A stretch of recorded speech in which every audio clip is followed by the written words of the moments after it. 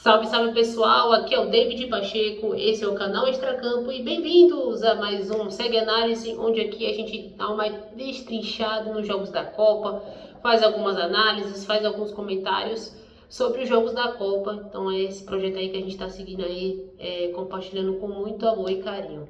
Antes de mais nada, se inscrevam no canal, deixem um like, ajuda muito a gente na divulgação dos projetos e segue a gente no Instagram, @extracampo, porque a gente está sempre aí produzindo conteúdos muito legais.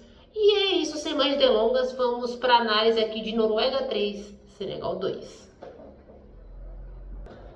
É muito legal que a gente analise essa partida, obviamente sob o viés do Haaland, que é um fenômeno, é um craque da bola, é realmente impressionante como ele faz a diferença estando em campo, como ele faz no Manchester City e na Noruega principalmente. Você vê como que a Noruega joga em função do Haaland e ele realmente corresponde, ele marca gols, ele é um jogador muito importante, né? Mas tem muitos outros jogadores que fazem algumas funções muito interessantes e eu quero aqui compartilhar. O primeiro que é o Odegaard, que é um meiazaço, um jogador craque. Infelizmente ele teve muitas lesões nessa temporada, não foi tão bem aproveitado no Arsenal. Eu acredito que se ele tivesse em forma, talvez o Arsenal teria conseguido ganhar a Champions League, né? E conseguido ganhar as competições com um pouquinho mais de facilidade. E é realmente um jogador que faz muita diferença e a gente viu isso, né, no jogo contra o Senegal. E a gente vai falar um pouquinho mais sobre o Senegal um pouco mais à frente, mas é muito importante a gente destacar o papel tático que o Odegaard desempenha na seleção norueguesa. E outro jogador que particularmente tem chamado muita atenção nessa seleção norueguesa, além do Haaland e do Odegaard, é o Sorloth, né? Que ele desempenha uma função muito diferente que ele costuma desempenhar no Atlético de Madrid, né? Já ele no Atlético de Madrid, ele é aquele centroavantão, o 9 diário, o cara que é finalizador. E, obviamente, com o Haaland, não tem como ele ocupar essa posição, porque a centroavante você já tem nome, né? Então, o técnico da Noruega pensou como eu jogar com esses dois centroavantes de qualidade e conseguir potencializar, né? Então, ele deixou o Haaland na posição dele, que é o que ele faz de melhor, e colocou o Sorloth numa posição que eu achei muito interessante, né?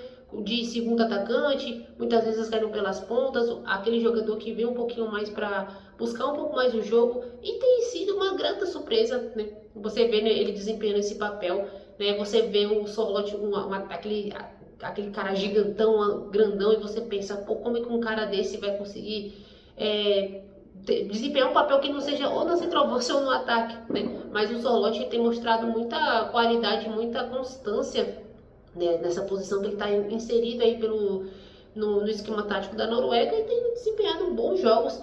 Já tinha feito um primeiro jogo muito bom contra o Iraque, né, participando muito do jogo, e para mim essa partida dele contra o Senegal foi a melhor. Ele jogou muito bem, então acho que é uma nota muito positiva.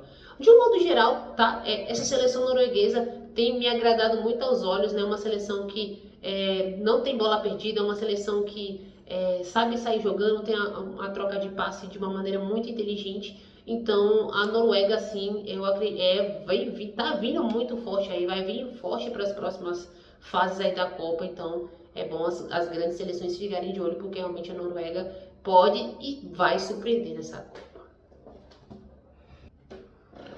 Agora, falando de Senegal, particularmente Senegal não tem sido uma decepção para mim, né? Principalmente pelo potencial que o Senegal demonstrou durante o ciclo pré-copa, ganhando a Copa Africana de Nações, jogando muito bem, né, contra o Marrocos, inclusive sendo muito superior em muitos aspectos. E nesses últimos jogos da Copa acabou não desempenhando. É claro que o Senegal teve muito azar de jogar logo contra a França e Noruega, né? Que são duas seleções aí, principalmente a França, que é uma seleção top de linha, e a Noruega, que está em ascensão, né? Então, realmente, o Senegal, ele teve esse azar, né? Pegou uma chave mais fácil, mas a gente também precisa falar um pouquinho de alguns jogadores, né? Que deixaram muito a desejar nessa Copa. A gente começa pelo Koulibaly, que é um zagueiro que particularmente eu acompanho muito desde os tempos de Napoli, um grande zagueiro.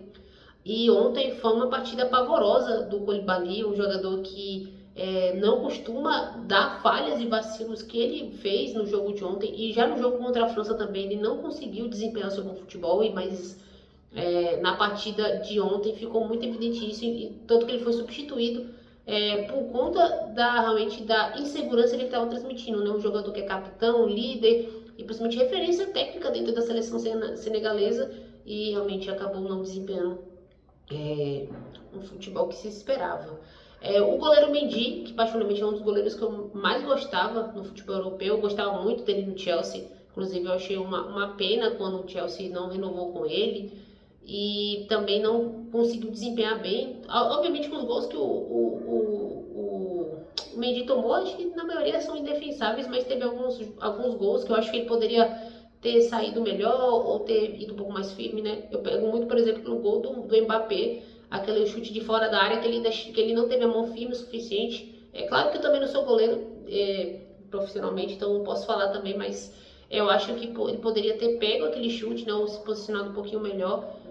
Mas no caso, acho que a gente pode considerar assim que foram alguns gols indefensáveis, mas mesmo assim a atuação do Mendy deixou muito a desejar para mim.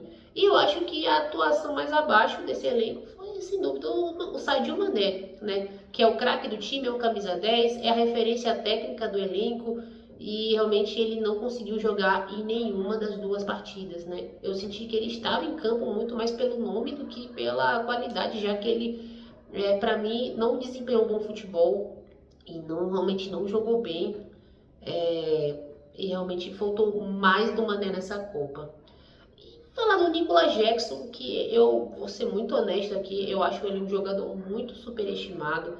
Ele realmente tem enfim, ele é um jogador de velocidade, um jogador que ajuda na construção da jogada, mas ele é um atacante, ele tem que fazer gol, e ele perde muitos gols, e ele perdeu muitos gols ontem contra a Noruega, perdeu alguns gols contra a França, já perdeu gols nas eliminatórias, na Copa Africana de Nações.